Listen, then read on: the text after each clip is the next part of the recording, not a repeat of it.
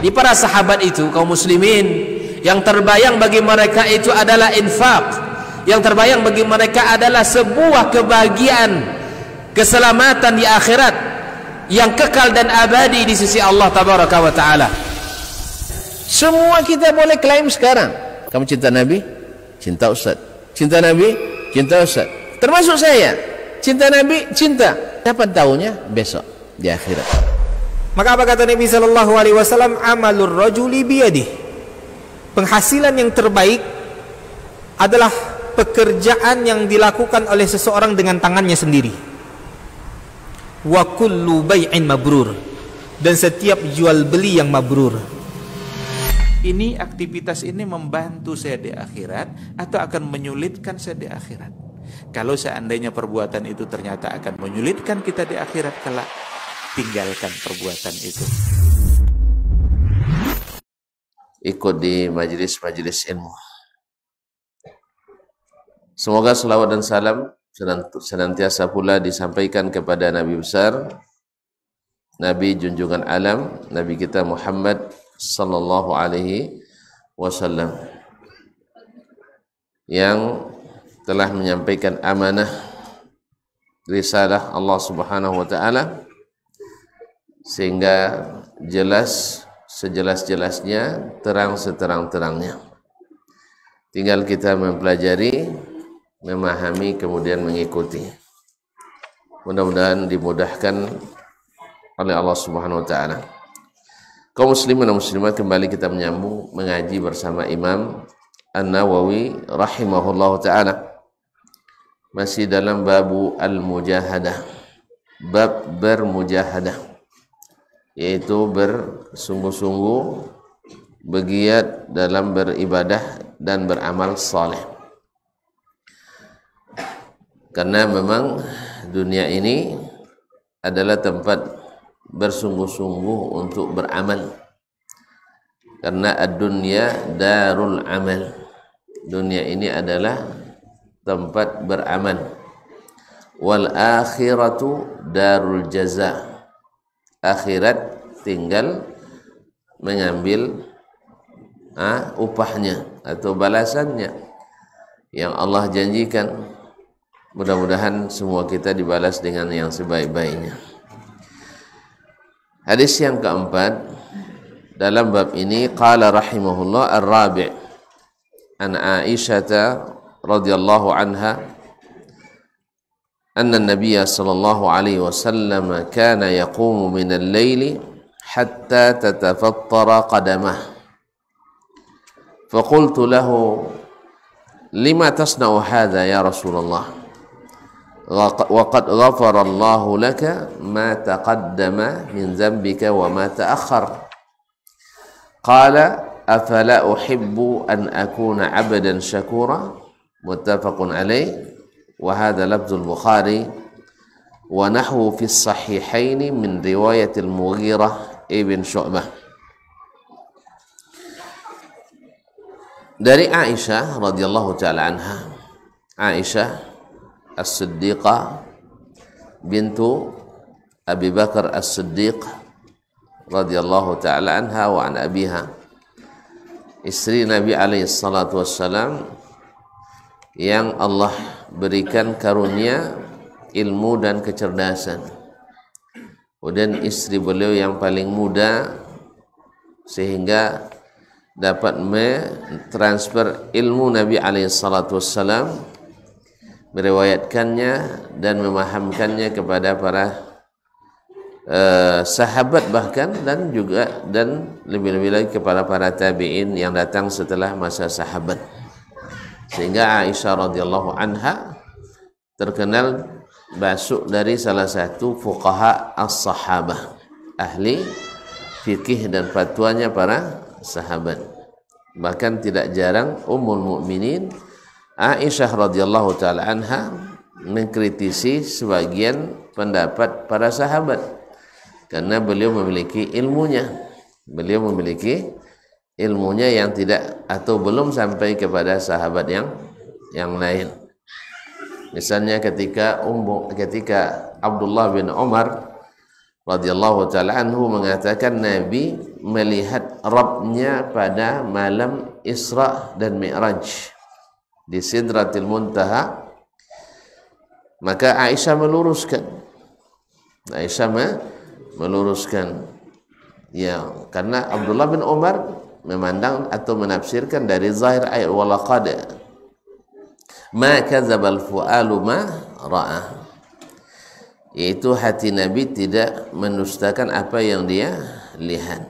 Jadi dia menafsirkan itu adalah Nabi SAW melihat Allah Subhanahu wa taala. Lalu Aisyah menyebutkan bahwa beliau bertanya langsung ke Nabi SAW, hal ra'aita rabbak, apakah engkau melihat Rabbmu pada malam Mi'raj? Qala nurun anna arah atau anna urah, ya, yang saya lihat ada cahaya sebagai hijabnya, bagaimana saya bisa melihatnya. Jadi akhirnya Abdullah bin Umar radhiyallahu ta'ala meralat kembali pendapatnya karena dapat ilmu dari ibunda Aisyah radhiyallahu ta'ala anha. Dan ada kitab khusus tentang istidrak Aisyah ala sahabah, istidrak Aisyah ala as-sahabah radhiyallahu ta'ala anha, anna Nabiya sallallahu alaihi wasallam, dan khususnya masalah yang berkaitan dengan hal-hal yang dilakukan Nabi tidak di hadapan orang ramai, hal-hal yang tidak dilihat oleh orang ramai yang dilakukan Nabi di rumahnya, ya, di waktu-waktu yang tidak ada orang kecuali istrinya. Ma'asyiral kiram dirahmati Allah, anna Nabiyya sallallahu alaihi wasallam, bahwa Nabi sallallahu alaihi wasallam kana yaqumu min al-laili hatta tatafattara qadamah. Nabi sallallahu alaihi wasallam selalu salat malam sampai kedua tumitnya pecah-pecah karena lama berdiri. Karena lama berdiri sampai pecah-pecah tumit Nabi alaihi salatu wassalam. Bahkan atau dalam riwayat lain hatta tatawarrama qadamahu, sampai bengkak kedua tumitnya. Bi abi huwa wa ummi salawatu rabbi wa salamu alaihi. Melihat itu Aisyah radhiyallahu taala anha, ya, yang tentu melihat suaminya seperti itu, dia merasa kasihan kepada Nabi alaihi salatu wassalam. Faqultu lahu lima tasna'u hadha ya Rasulullah, kenapa engkau beribadah seperti ini? Betul, karena Nabi alaihi salatu wassalam seperti yang difirmankan Allah Subhanahu wa taala, inna rabbaka ya'lamu annaka taqumu adna min thuluthayil layli wa nisfahu wa thuluthahu wa ta'ifatun minal ladzina ma'ak. Sesungguhnya Rabbmu mengetahui bahwa engkau hai Muhammad salat atau qiyamul lail kurang dari 2/3, tapi lebih dari setengah. Kurang dari 2/3, lebih dari setengah. Min thuluthayil lail, hampir 2/3 malam. Wa nisfahu, atau setengahnya. Au thuluthahu, atau wa thuluthahu, dan 1/3-nya. Wa ta'ifatun minal ladzina ma'ak, dan sekelompok dari orang-orang yang bersamamu, maksudnya sahabat Nabi alaihi salatu wassalam. Qiyamul lail adalah da'bus salihin, adalah kebiasaan orang-orang saleh. Nah, Allah mengetahui kamu berdiri di waktu malam kurang dari 2/3 atau setengah atau 1/3, dan demikian pula orang-orang yang bersamamu. Kaum muslimin dan muslimat, kalau kita nak tahu lagi bagaimana Nabi alaihi salatu wassalam pernah salah seorang sahabat, yaitu Abdullah bin Mas'ud radhiyallahu taala anhu, dia mendapatkan Nabi salat malam di Masjid Nabawi sendiri. Tiba-tiba melihat Nabi alaihi salatu wassalam, dia ikut pulang. ikut salat bersama Nabi sallallahu alaihi wasallam. Faqama tawilan, lalu salatnya Nabi itu lama sekali. Hatta amamtu bi amri su, sampai saya sudah berniat buruk. Ditanya oleh yang lain, apa niat buruk tu? Abu Abdurrahman, apa katanya? Hamamtu an aq'uda wa ada'ahu. Saya berniat untuk duduk saja dan meninggalkan salat bersama Nabi sallallahu alaihi wasallam. Padahal Abdurrahman bin Mas'ud masih remaja waktu itu, masih muda. Ya. Nabi waktu itu sudah umur di atas 50 tahun. Nabi sudah di atas 50 tahun. Dan Abdullah bin Mas'ud masih 20-puluhan tahun umurnya. Tapi kaum muslimin dan muslimat dimati, hatta hamamtu an aq'uda wa ada'ah. Demikian pula Huzaifatul Yaman pernah juga menemukan Nabi salat malam, lalu dia ikut pula. Huzaifah juga masih muda, lalu dia salat, dibacanya surah Al-Baqarah. Saya berharap selesai Al-Baqarah dia ruku'. Rupanya disambung lagi surat An-Nisa. Riwayatnya begitu, An-Nisa. Udah selesai An-Nisa, Ali Imran. Itu 5 juz 1/4 lebih kurang. Kaum muslimin, dan itu tartil bacaannya, bukan sert. Kan ada bacaan sert dan ada yang tartil. Ini tartil. Ma marra bi ayati rahmatin illa wa sa'ala rabbah. Tidak ada ayat tentang rahmat kecuali dia memohon dan berdoa. Wala ya'murru bi ayati azab illa ta'awwadza billah. Tidak pula datang ayat tentang azab kecuali dia minta perlindungan kepada Allah SWT. Bayangkan panjangnya, itu baru 1 rakaat. Baru 1 rakaat. Nah, itulah Nabi alaihissalatu yang disaksikan selalu oleh ibunda, karena lebih sering beliau salatnya di rumah. Itu yang ditemukan di masjid oleh sahabatnya. Ma'asyiral kiram dirahmati Allah. Maka Aisyah radhiyallahu karena didorong oleh rasa kasihan pada suaminya, pada abangnya, maka dia katakan, lima tasna'u hadza ya Rasulullah. Kenapa engkau masih seperti ini? Istilahnya, kasihanlah terhadap dirimu, jangan terlalu berlebihan. Dan terlalu seperti itu. Waqad ghafara, alasan Aisyah ada memang. Waqad ghafarallahu laka ma taqaddama min dzambika wa ma ta'akhkhar. Padahal Allah sudah ampuni dosamu yang telah lalu dan yang akan datang. Allah telah ampuni dosamu yang telah lalu dan yang akan datang. Yang itu apa lagi menambah banyak-banyak? Karena dosanya diampuni, baik yang lalu maupun yang akan datang. Subhanallah, kaum muslimin dan muslimat dirahmati Allah SWT. Aisyah alasannya sangat logis. Ya. Karena kita beramal ini kaum muslimin, di antaranya supaya kita dapat ampunan Allah tabaraka wa taala, berwudu kita diampuni, datang kita masjid, ya kan, menjadi pengampunan dosa juga.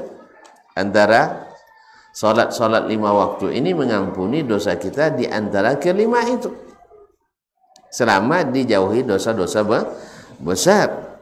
Makanya datang ke sini, ini juga membersihkan diri kita. Nah, Nabi alaihissalatu wassalam sudah otomatis yang dahulu dan yang akan datang. Kalau kita yang dahulu aja, yang akan datang belum. Makanya yang akan datang ini khusus Nabi alaihissalatu wassalam. Makanya kalau ada nanti sebutkan oleh Syekh Ibnu Utsaimin dalam syarahnya, kalau ada nanti riwayat atau hadis yang bunyinya siapa yang mengamalkan ini maka diampuni dosanya yang telah lalu dan akan datang. Nah, yang akan datang ini pasti tidak sahih. Pasti tidak sahih. Karena yang akan datang itu khusus untuk Nabi dan sebagian umat yang Allah berikan khusus. Apa contohnya? Orang yang ikut perang Badar. Orang yang ikut perang Badar, Allah katakan, i'malu ma syi'tum faqad ghafartu lakum. Amalkanlah apa yang kalian nak amalkan, aku sudah ampuni dosa kalian. Masya Allah. Untung kita tidak ikut. Subhanallah. Beruntunglah mereka yang ikut perang Badar, kaum muslim dan muslimat dirahmati Allah. Karena perang yang sangat-sangat bersejarah, dan pertama umat Islam menunjukkan bahwasanya dengan Allah pasti menang. Dengan Allah pasti menang. Karena Nabi bukan pergi berperang niatnya. Nabi dan sahabat hanya ingin minta harta mereka yang dirampas paksa ketika hijrah oleh orang-orang Quraisy, minta dikembalikan. Pas kafilah dagang pimpinan Abu Sufyan lewat di tepi pantai di arah Badar, maka Nabi menghadang di situ dengan sejumlah pasukan 313 orang lebih kurang. Tapi orang-orang Quraisy yang mendapatkan informasi bahwa Nabi bersiap untuk menghadang, maka mereka minta bantuan langsung ke Makkah, dan Makkah dengan pasukan kostratnya, komando strategis angkatan daratnya, langsung turun dan segera ke Badar, dan terjadilah pertemuan yang tidak direncanakan itu. Alhamdulillah 300 lebih lawan 1000. Alhamdulillah Allah berikan kemenangan itu, karena memang mereka orang-orang berkualitas dan bermutu. Ma'asyiral kiram dirahmati Allah. Nah, orang-orang seperti ini diampuni dosanya yang akan datang. I'malu ma syi'tum faqad ghafartu lakum. Buktinya kaum muslimin dan muslimat dirahmati Allah SWT, ketika Hatib ibn Abi Balta'ah radhiyallahu anhu karena kasihan atau karena khawatir terhadap harta bendanya di Makkah, ketika Nabi merencanakan akan membuka kota Makkah, yaitu dengan mengerahkan pasukan waktu itu untuk mengembalikan Makkah kepada tauhid, untuk menghilangkan syirik, mengembalikan kepada iman, menghilangkan kekufuran, bukan untuk bunuh orang, adalah untuk mengembalikan, dan khususnya setelah orang-orang Makkah sendiri mengkhianati perjanjian Hudaybiyah. Mereka mengkhianati perjanjian, mereka tidak mengikuti dan melanggar klausul yang disebutkan dalam perjanjian Hudaybiyah. Maka dengan demikian dengan sendirinya perjanjian batal, karena ada pelanggaran dari pihak kaum musyrikin. Makanya orang Islam itu tidak boleh melanggar janji. Yang selalu membukir janji itu orang musyrikin, orang-orang kafirin. Silakan baca sejarahnya. Semua perjanjian yang dibuat, kalau ada pihak muslim dengan non-muslim, pasti yang melanggar orang non-muslim. Karena kita wajib untuk menepati janji. Inilah, karena janji kita bukan hanya kepada orang yang pihak lain, janji kita di samping itu juga kepada Allah tabaraka wa taala. Orang mukmin tak melanggar dan tak mungkir janji. Kaum muslimin dan muslimat dirahmati Allah. Maka Hatib ibn Abi Balta'ah karena khawatir, dia mengirim surat bersama seorang wanita. Kenapa wanita? Karena wanita tidak dicurigai biasanya. Ibu-ibu tidak dicurigai biasanya. Lalu datanglah berita dari langit. Kok dari langit? Karena yang beri berita di langit. Kan turun malaikat. Tidak membelen-belen kan? Malaikatnya turun dari langit membawa berita kepada Nabi SAW, lengkap dengan ciri-ciri orangnya dan tempat akan ditangkapnya. Maka dikirimlah rajulun yuhibbullaha wa rasulah wa yuhibbuhullahu wa rasuluh. Seorang laki-laki yang dicintai Allah dan Rasul, dan Allah mencintai Allah dan Rasul. Siapa? Ali bin Abi Thalib radhiyallahu anhu, bersama Muhammad ibn Maslamah al-Ansari radhiyallahu taala anhu jami'. Nah, ketika sampai di Ajmati Khah atau Raudhati Khah, di sebuah tempat di pinggir atau di luar kota Madinah menuju Makkah, maka di situ Ali menemukan wanita tersebut. Keluarkan surat katanya. Dia bilang enggak ada surat sama saya. Surat siapa pula? Hah? Siapa yang kirim surat? Pokoknya keluarkan.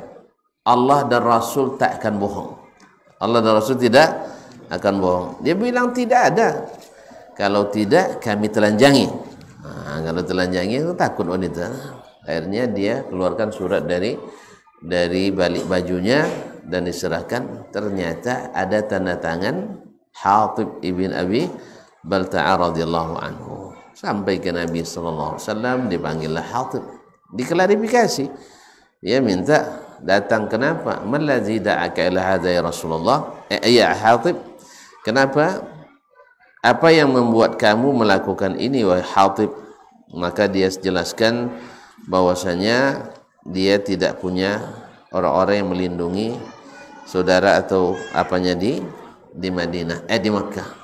Maka dia ingin istilahnya ngambil hati orang Makkah supaya harta bendanya tidak diganggu di Makkah. Jadi tujuannya bukan untuk berkhianat, untuk memelihara kepentingan yang sifatnya pribadinya dan keluarga. Nah, melihat itu Umar bin Khattab radhiyallahu anhu, Umar kan cepat dia tidak mau lambat. Ya Rasulullah, da'ni adrib unuqa hadzal munafiq. Ya Rasulullah, ini orang munafik, serahkan ke saya penggal lehernya. Awak kalau penyayang tak mungkin kan? Jadi Umar radhiyallahu anhu, biarkan saya penggal lehernya. Lalu Nabi sallallahu alaihi wasallam jawab, "Ama alimta anna Allah tala'a ala ahli Badr faqala i'malu ma syi'tum faqad ghafartu lakum." Hai Umar, kamu tak tahu, Allah pasti sudah tahu apa yang akan dilakukan oleh orang-orang ikut perang Badar, dan Allah katakan i'malu ma syi'tum, amalkanlah apa yang kalian mau, aku sudah ampuni. Allah saja ampuni, apalagi kita kaum muslimin dan muslimat dirahmati Allah SWT. Di sini juga diambil dalil oleh para ulama bahwa jasus, para pengkhianat, para kacung, para apalagi istilahnya pengkhianat negara, bila membocorkan rahasia negara Islam kepada musuh, maka wajib banyak hukumnya, ada gantung, ada bunuh, wajib karena ini merusak. Kalau ada yang jual rahasia negara, ini wajib dihilangkan, wajib dibunuh. Kok bisa? Nabi kan larang bunuh Hatib tadi. Hatib dikecualikan karena dia ahli Badar, bukan karena dia muslim. Bukan karena dia muslim. Sekalipun muslim wajib dihilangkan. Seperti dulu di zaman penjajahan kan banyak nih, ramai orang-orang londo ireng, kata orangnya. Londo ireng. Topek basornya tak? Orang-orang Belanda yang berkulit sawo matang. Ya. Yang berkulit sawo matang. Allah musta'an, yang menjadi mata-mata para penjajah dan membocorkan rahasia perjuangan rakyat Indonesia untuk membebaskan negeri ini. Nah, yang seperti ini wajib dihilangkan. Nah, apa sebab? Ini kerusakannya luar biasa. Kalau dia biarkan, berapa banyak yang terbunuh, berapa banyak yang tergadaikan, berapa banyak yang terjual negara ini akibat dosanya, sekalipun muslim. Nabi tidak berikan alasan untuk tidak menghukum Hatib karena dia muslim, tidak. Nabi kan tak alasannya karena dia muslim kan? Kan tak kena muslim kan? Karena dia ikut perang Badar. Kalau perang Badar sudah diampuni Allah SWT. Kalau muslim saja belum. Jelas? Oleh itu kaum muslimin, jangan mau jadi kacung lah. Jangan tukang jual rahasia negara. Nah, karena itu pengkhianatan luar biasa. Hatib diampuni karena Allah mengampuni, bukan karena dia muslim. Jelas? Bukan karena dia Muslim. Baik, kembali kepada hadis tadi. Nabi SAW mengatakan, Nabi SAW mengatakan, kenapa? Kok cepat sekali sih? Awak lambat datang? Iya, kita yang lambat datang. Allah musta'an. Kaum muslimin dan muslimat dirahmati Allah SWT. Aisyah mengatakan, lima tasna'u hadza ya Rasulullah wa qad ghafarallahu laka ma taqaddama min dzambika wa ma ta'akhkhar. Jadi dosa yang akan datang diampuni itu adalah min khasa'isin Nabi, khususnya Nabi sallallahu alaihi wasallam. Yang lain tidak.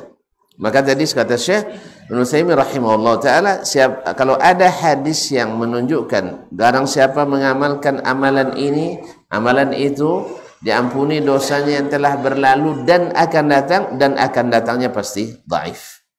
Kalau ma taqaddama yang lalu banyak. Dah banyak. Misalnya orang yang berwudu seperti wudu Nabi SAW, kemudian salat 2 rakaat diampuni dosanya yang telah lalu. Kalau ini banyak. Siapa yang puasa Ramadan imanan wahtisaban, dihapus dosa yang telah lalu. Siapa yang qiyamu Ramadan imanan wahtisaban, ghufira lahu ma taqaddama min dzambi, tidak ada wa ma ta'akhkharnya, tidak ada wa ma ta'akhkharnya dengan lafaz itu. Jelas? Nah, wallahu musta'an.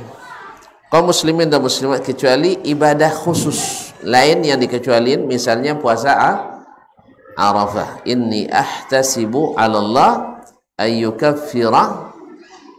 Ya, tadi dikecualikan orangnya. Ini dikecualikan sebagian ibadahnya, yaitu diampuni. Saya berharap menjadi penebus dosa tahun ini, setahun yang telah lalu dan setahun yang akan datang. Tapi lebih khusus hanya setahun. Kalau tadi kan yang akan datang secara umum. Jelas? Jadi disitulah sebabnya kenapa dikatakan dhaif bahasa wa ma ta'akhkhar. Ya. Dan hadis ini tidak tidak membatalkan kaidah yang disebutkan oleh Syekh tadi. Wa qad ghafarallahu laka ma taqaddama min dzambika wa ma ta'akhkhar. Nah, jawaban Nabi kita bacakan selesai azan nanti. Nah, ya, masuk waktu kan? Baik.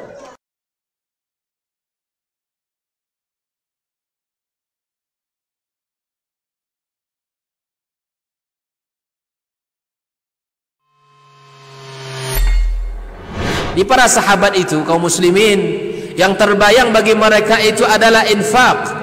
Yang terbayang bagi mereka adalah sebuah kebahagiaan, keselamatan di akhirat yang kekal dan abadi di sisi Allah tabaraka wa taala.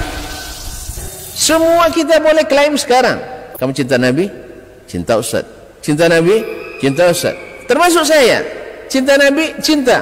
Kapan tahunya? Besok di akhirat. Maka apa kata Nabi sallallahu alaihi wasallam? Amalur rajuli biyadih.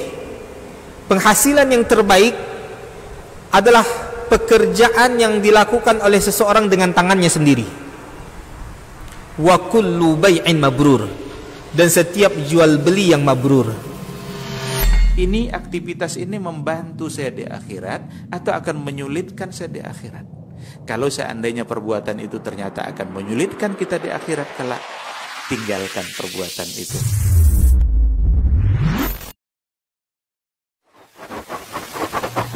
Barometer amal kita saleh tak salehnya di salat kita. Bila salat kita ikhlas dan sesuai dengan sunnah Nabi SAW, maka insya Allah amalan yang lain. Ini aktivitas ini membantu saya di akhirat atau akan menyulitkan saya di akhirat. Kalau seandainya perbuatan itu ternyata akan menyulitkan kita di akhirat kelak, tinggalkan perbuatan itu. Anta ni'mal jund. Kamu adalah sebaik-baik prajurit. Coba lihat. Kamu adalah sebaik-baik prajurit. Maka tujuannya adalah menghancurkan kehidupan rumah tangga.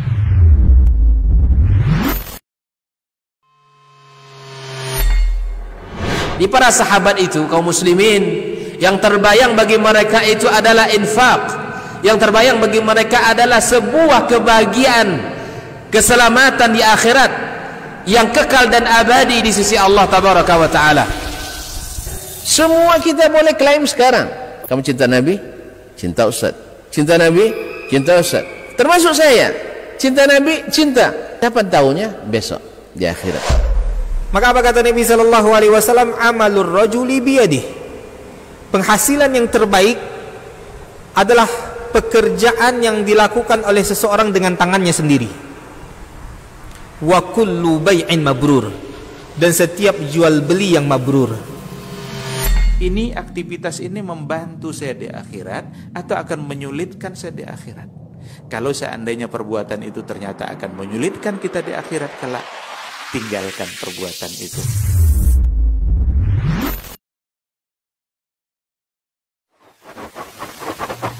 Barometer amal kita saleh tak salehnya di salat kita. Bila salat kita ikhlas dan sesuai dengan sunnah Nabi SAW, maka insya Allah amalan yang lain mengikut.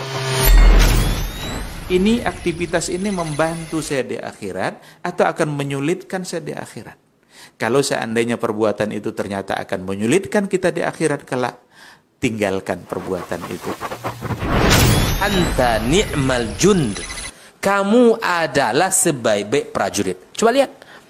Kamu adalah sebaik-baik prajurit. Maka tujuannya adalah menghancurkan kehidupan rumah tangga.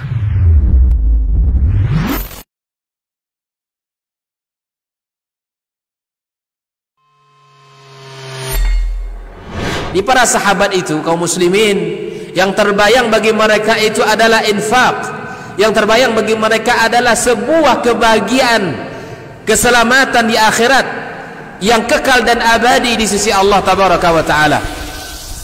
Semua kita boleh klaim sekarang. Kamu cinta Nabi, cinta Ustaz. Cinta Nabi, cinta Ustaz. Termasuk saya, cinta Nabi, cinta. Kapan tahunya? Besok di akhirat. Maka apa kata Nabi sallallahu alaihi wasallam? Amalur rajuli biyadihi. Penghasilan yang terbaik adalah pekerjaan yang dilakukan oleh seseorang dengan tangannya sendiri. Wa kullu bai'in mabrur. Dan setiap jual beli yang mabrur. Ini aktivitas ini membantu saya di akhirat atau akan menyulitkan saya di akhirat. Kalau seandainya perbuatan itu ternyata akan menyulitkan kita di akhirat kelak, tinggalkan perbuatan itu.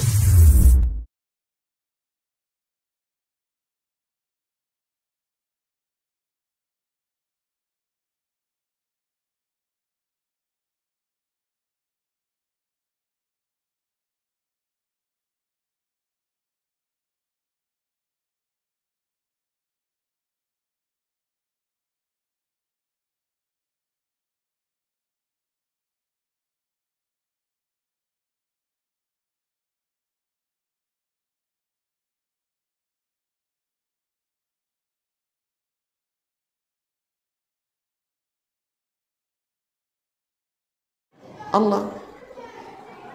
Nah, apakah tak patut saya tambah bersyukur? Sepatutnya saya tambah bersyukur. Orang tak dapat, saya dapat. Orang tak diberi, saya diberi. Karunia yang luar biasa.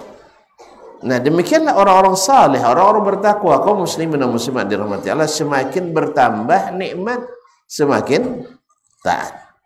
Semakin bertambah nikmat, semakin taat. Maka Nabi katakan, saya diberi nikmat yang besar, masa saya lalai? Dan ini yang diikuti oleh para sahabat yang lain. Ketika Utsman radhiyallahu ta'ala anhu berinfak di waktu sa'atil usrah, di musim sulit perang Tabuk, datang kafilah dagangnya 100 ekor onta dengan beban-bebannya, dia bilang semuanya fisabilillah. Nabi SAW tersenyum, lalu dia bilang, ma darra Utsmana ma amila ba'dal yawm, ma ya'malu ba'dal yawm. Setelah hari ini, apapun yang dilakukan Utsman tidak bermudarat baginya. Artinya, dah kebaikannya sudah melampaui seluruh kebaikan, dan artinya dosa apapun yang dia buat setelah ini tidak ada masalah lagi. Subhanallah. Tapi apakah Utsman radhiyallahu ta'ala anhu bebas buat dosa? Tidak.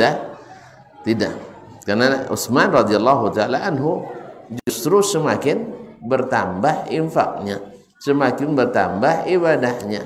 Bahkan ketika beliau dibunuh orang syahid, dibunuh oleh kaum Khawarij, beliau dalam keadaan puasa sunat dan sedang membaca Al-Quranul Karim. maka patutlah malaikat malu kepadanya.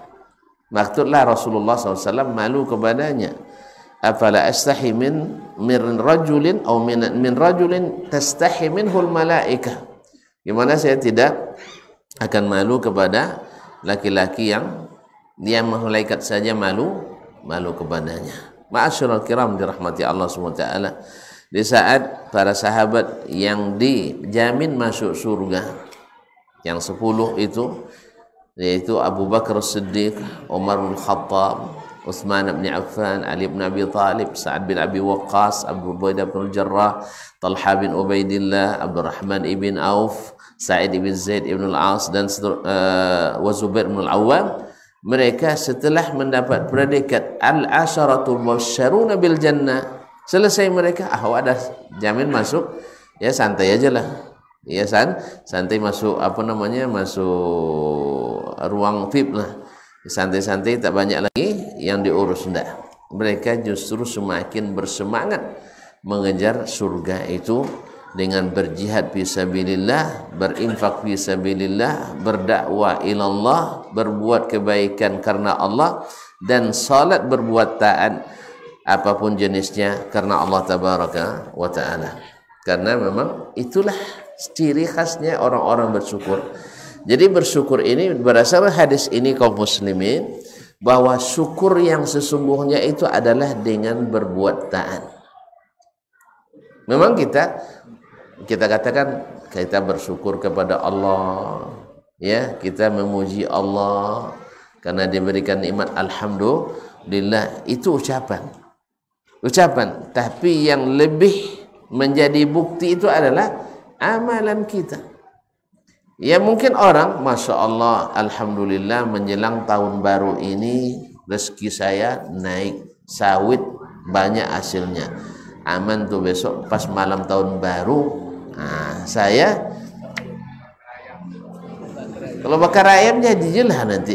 Ia bikin pesta menjadi detik-detik, pesta kembang api misalnya. Apakah ini syukur? Tidak. Ya, atau masya Allah, alhamdulillah, haji saya tahun ini terpanggil ke tanah suci. Awas besok tuh pas pulang, insya Allah saya undang artis ibu kota. Ya. Untuk syukuran. Ini bukan syukuran, ini kufuran ini. Bukan syukuran, ini kufuran nikmat. Kafir nikmat Allah Subhanahu wa taala. Jadi intinya syukur itu bukan seperti acara syukuran kita. Kita masya Allah, apa acara Jo? Acara syukuran anak khitanan. Oh, tapi acara aman tuh Bu ya. Ada organ tunggal. Ini bukan syukuran, ini kufuran ini. Kufur nikmat. Yang syukur itu adalah semakin bertambah taat kepadanya. Nah, kalau tuntun bilang misalnya, saya bersyukur karena harga sawit naik, insya Allah hasil tahun ini sepertiga tiap bulan untuk Masjid At-Taubah misalnya. Nah, tambah soju AC-nya kan misal. Pokok listrik AC At-Taubah dan tanggung setahun kok. Misal, itu baru syukuran. Dan pasti sholat situ 5 waktu. Itu syukuran. Dan kalau bisa contoh Nabi tadi, sholat malam 2/3 malam, serakaat 5. Enggak tolong. Enggak tolong, saddidu wa qaribu. Itu usahakan benar atau mendekati benar. Inilah kaum muslim, inilah syukuran yang ditafsirkan langsung oleh Nabi sallallahu alaihi wasallam. Bukan dengan saya bikin majlis syukur nih, majlis syukur lalu menyenandungkan untayan-untayan rasa syukur pada Allah, bukan. Makanya kaum muslimin dan muslimat, Nabi Fathu Makkah bersyukur dia dengan apa? Dengan tawadhu lillahi tabaraka wa ta'ala, bukan dengan membuat pesta kembang api, pesta nyanyi, pesta lagu, sekalipun ragu religi. Allah musta'an. Ini kadang kita kan syukuran di masjid disuruh ibu nyanyi depan kita, ibu-ibu nyanyi depan bapak-bapak, padahal ketika sholat safnya di mana? paling belakang paling afdal. Apa hikmahnya? Nah, kan udah ngaji hikmah kan? Maqasidus syariah kan udah belajar. Apa hikmahnya? Supaya jangan dekat-dekat dengan laki-laki. Anda selesai salat maju ke depan. Apa melengok-lengok ke depan.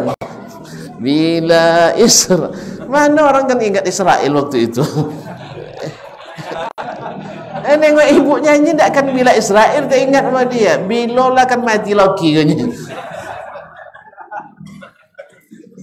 Jadi makanya kaum muslimin keluar dari hidayah Allah itu memang berbahaya. Nah, jadi ingat nama lagu ni ibu rancak lo kene. Ya umum 40 kan tengah-tengah lewo jo nengok apa kan. Ancak lagi ju. Tu lagu depan awak. Walaupun lagu bila Israel datang memanggil, nanti bayang dia apa menengok roh Israel dah mencabut nyawa laki kau ni. Itu mati lebih ni dan sudah itu ni. Allah musta'an. Ha? Sesolah nak sampai idah ni mati lebih ni kan? Allah musta'an. Jadi tidak akan teringat Israel waktu itu kaum muslimin, kecuali tafsirannya lain. Oleh itu kaum muslimin dan muslimat itu bukan syukuran namanya, tapi kufuran nikmat. Bukan kufur keluar Islam maksud saya, enggak, tapi kufur nikmat Allah tabaraka wa taala itu menggunakannya pada sesuatu yang tidak taat pada Allah. Makanya kaum muslimin sebelum kita beramal itu perlu berilmu. Perlu berilmu. Kalau tidak nanti masing-masing bikin konsep sendiri untuk beramal, untuk bersyukur. Akhirnya justru berkufur kepada Allah tabaraka wa taala. Nah, Nabi alaihissalam tunjukkan di sini bahwa syukur yang sesungguhnya bukan ucapan dengan lisan semata, sebagaimana cinta yang sesungguhnya bukan hanya dengan lagu cinta semata, tetapi adalah benar-benar taat dan tunduk kepada Allah tabaraka wa taala. Wallahu taala alam. Barangkali sampai di sini kajian kita. Ya, takut hujan turun lagi nanti tuh. Nggak usah tanya tuh. Mereka hujan nanti apa ya pulang. Ya, nah, kalau untuk tahu dua. Ya, hadis ini sangat jelas sekali bagaimana Nabi alaihissalam mengajarkan kita untuk bersungguh-sungguh mujahadah untuk keakhiran. Yang kedua, bahwa semakin diberi nikmat semakin bersyukur kepadanya. Dan bersyukur itu harus dibuktikan dengan amal nyata, bukan hanya sekedar cerita. Barangkali ini yang dapat kita sampaikan. Sampai berjumpa kembali pada majlis yang akan datang. Terima kasih dan mohon maaf. Subhanakallahumma bihamdik, asyhadu an la ilaha illa anta, astaghfiruka wa atubu ilaik. Wassalamualaikum warahmatullahi wabarakatuh.